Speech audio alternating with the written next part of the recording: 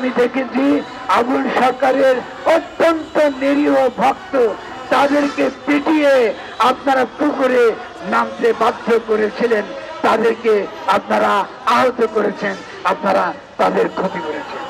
বাংলাদেশে যারা মাজার হামলা করে তারা ইহুদিদের চর, এরা মোসাদের এজেন্ট। এরা কেন এটা করে?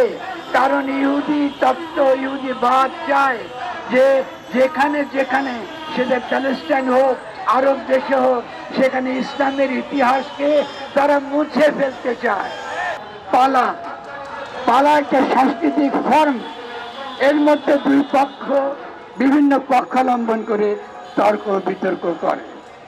আমি আইন শৃঙ্খলা বাহিনীর যারা দায়িত্বে আছেন তাদেরকে বলেছি, যদি আবুল সরকারের কোনো ভাষা, কোনো বক্তব্যে আপনাদের কাছে খারাপ মনে হয়, কষ্ট পেয়ে থাকেন, আমরা সমস্ত বাউল ফকির দরবেশদের পক্ষ থেকে ক্ষমা চাইছি।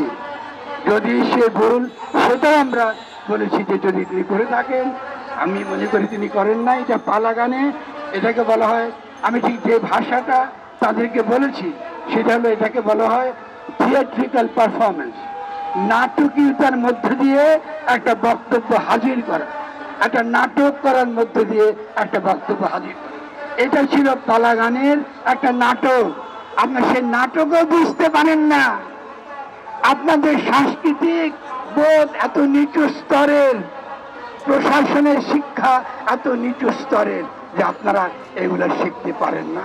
আমি সেখানে গিয়ে আমরা বাউলদের বিরুদ্ধে আমরা যেভাবে হামলা চালাচ্ছেন, যেভাবে তাদের উপর ক্রমাগত তাদেরকে আহত করছেন, পেটাচ্ছেন, আগে চুল ছেড়ে দিতেন, এখন এগুলো করছেন, আমাদেরকে এখনো এগুলো সহ্য করতে হচ্ছে।